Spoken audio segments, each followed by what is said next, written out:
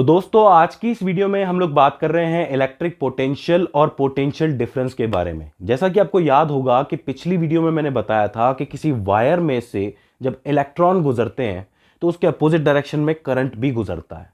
लेकिन अगर मैं आपसे पूछूं क्या ये इलेक्ट्रॉन ऐसे ही गुजर जाएंगे तो आपका क्या जवाब होगा? ऑब्वियस सी बात है, इन इलेक्ट्रॉन के ऊपर कोई प्रेशर, कोई फोर्स लगना चाहिए, राइट। जैसे मान लो कि आपके पास एक हॉरिजॉन्टल पाइप है पानी का और आप चाहते हैं कि पानी एक एंड से दूसरे एंड तक बह जाए, तो वो बिना किसी प्रेशर या फोर्स के तो बहेगा नहीं। इसके लिए आपको उसके अंदर प्रेशर इंक्रीज करना पड़ेगा। कैसे करोगे? आप क्या करोगे कि टंकी है जो ऊपर रखी हुई है उससे पाइप को जोड़ दोगे और फिर वहां से पाइप ग्रेविटी के प्रेशर से नीचे आ जाएगा, ग्रेविटी के फोर्स से नीचे आ जाएगा। या फिर आप दो टैंक्स लोगे, एक में पानी ज्यादा होगा एक में कम होगा, तो ये ग्रेविटी की वजह से हाई प्रेशर लगेगा और पानी बहता हुआ आ जाएगा। ठीक उसी तरीके से इलेक्ट्रॉन्स पे भी एक प्रेशर लगना चाहिए जिसे हम कहते हैं इलेक्ट्रिक प्रेशर या फिर इलेक्ट्रिक पोटेंशियल। अब ये होता क्या है, देखिए ध्यान से समझिएगा। ये बिल्कुल वैसे है कि जैसे आपके पास एक रबर बैंड है और रबर बैंड में आपने इस तरीके से खींच के कोई चीज लगा ली है। इसको आप इलेक्ट्रॉन समझ लो कि भाई इलेक्ट्रॉन लगाया है, रबर बैंड है, आप खींचोगे, अब इसकी पोटेंशियल एनर्जी बढ़ गई, तो अब ये जो ऑब्जेक्ट है, जो इलेक्ट्रॉन है, ये जा सकता है, मूव कर सकता है। ठीक वही चीज वायर्स के अंदर भी होती है। कैसे? मान लीजिए कि आपने एक सर्किट बनाया है, उस सर्किट के अंदर आपने बैटरी जोड़ दी है, बैटरी के नेगेटिव टर्मिनल से इलेक्ट्रॉन चलना शुरू होंगे, ठीक है, और इस तरफ पॉजिटिव टर्मिनल की तरफ जाएंगे और पॉजिटिव से नेगेटिव करंट बहेगा। अब ये बैटरी जो है वो क्या करेगी? प्रेशर लगाएगी, फोर्स लगाएगी इलेक्ट्रॉन्स के ऊपर कि तुम यहां से जाओ और पॉजिटिव की तरफ खींचो। अब जरा ध्यान दीजिए, क्योंकि इलेक्ट्रॉन नेगेटिव होता है और ये हिस्सा जो बैटरी का ये हिस्सा पॉजिटिव है, तो ऑब्वियस सी बात है इन दोनों के बीच में अट्रैक्शन होगा, तो ये इलेक्ट्रॉन को खींचेंगे अपनी तरफ, करेक्ट। वहीं दूसरी तरफ यहां नेगेटिव हिस्से में बहुत से इलेक्ट्रॉन्स हैं, तो अगर यहां एक इलेक्ट्रॉन पड़ा है और पीछे एक इलेक्ट्रॉन है, तो वो जो है दोनों एक दूसरे में रिपेल करेंगे, क्योंकि ये दोनों एक ही चार्ज है, तो ये रिपेल करेंगे कि भाई जा दूर जा, उधर से वो खींच रहा है। तो इस तरीके से आपका जो इलेक्ट्रॉन है वो ट्रेवल कर जाएगा और उसके ट्रेवल करने की वजह से ही करंट बहेगा। तो जो वर्क एक इलेक्ट्रॉन को या फिर एक कूलाम चार्ज को एक सिरे से दूसरे सिरे तक ले जाने में होता है, उसे हम कहते हैं पोटेंशियल, ठीक है, इलेक्ट्रिक पोटेंशियल। तो इलेक्ट्रिक पोटेंशियल का फॉर्मूला आप कैसे लिखोगे?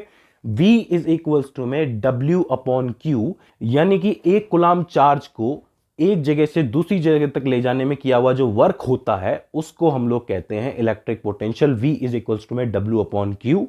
अब हमें पता है कि वर्क जो होता है वो एक तरीके से एनर्जी है, एनर्जी और वर्क एक ही तरीके से स्टोर होते हैं, तो उसकी यूनिट क्या होगी? जूल होगी।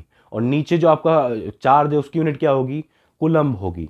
वापस मैं कहूंगा, पर कूलम्ब चार्ज पे होने वाले वर्क को या फिर एनर्जी को हम लोग एक वोल्ट कहते हैं। ये जो वोल्ट है ये एक साइंटिस्ट के नाम पे पड़ा है नाम, जैसे एम्पियर का पड़ा है करंट के लिए, वैसे ही वोल्ट का पड़ा हुआ है इस एनर्जी के लिए।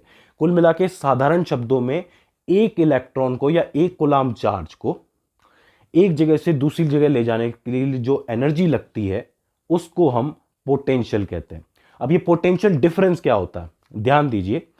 आपके पास दो टर्मिनल्स हैं, आपने उसको बैटरी से जोड़ दिया है। हमें पता है कि नेगेटिव टर्मिनल से इलेक्ट्रॉन आगे बढ़ेगा और पॉजिटिव की तरफ जाएगा।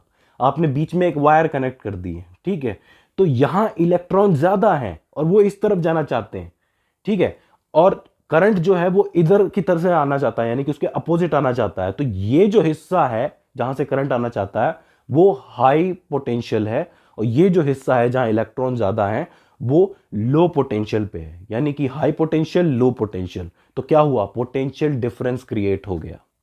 याद रखिए, जिस सिरे से करंट बह के आता है वो सिरा हाई पोटेंशियल कहलाता है, और जिस सिरे पे करंट जाता है जहां पे इलेक्ट्रॉन ज्यादा होते हैं उससे हम लो पोटेंशियल कहते हैं। तो इस तरीके से पोटेंशियल डिफरेंस क्रिएट होता है।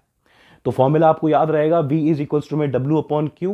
तो ये हो जाता है आपका इलेक्ट्रिक पोटेंशियल का फॉर्मूला और इलेक्ट्रिक पोटेंशियल डिफरेंस का कॉन्सेप्ट। अब देखिए, दो पॉइंट्स के बीच में अगर पोटेंशियल डिफरेंस नापना हो तो एक इंस्ट्रूमेंट का यूज किया जाता है जिसे हम कहते हैं वोल्ट मीटर। स्कूल्स में कुछ इस तरीके से नजर आता है। ये होता यह है कि जिन दो पॉइंट्स के बीच में हमें पोटेंशियल डिफरेंस नापना हो, जिन दो रॉड्स के बीच में जहां पे इलेक्ट्रॉन ज्यादा है जहां पे इलेक्ट्रॉन कम है, उनके पैरेलली हम क्या करते हैं? वोल्ट मीटर को ऐड कर देते हैं, ठीक है, तो हमें पता चल जाता है कि इनके बीच में कितना पोटेंशियल डिफरेंस है। सो फ्रेंड्स, आई होप आपको समझ में आया हो कि इलेक्ट्रिक पोटेंशियल क्या होता है और इलेक्ट्रिक पोटेंशियल डिफरेंस क्या होता है। तो फ्रेंड्स, आई होप ये आपको समझ में आया हो, इसमें आपको कोई दिक्कत ना रही हो। अगर इसके बाद भी इसके अंदर आपको कोई दिक्कत आती है तो आप हमें कमेंट सेक्शन के अंदर पूछ सकते हैं। सो फ्रेंड्स, आज की इस वीडियो के अंदर बस इतना ही। See you in the next one.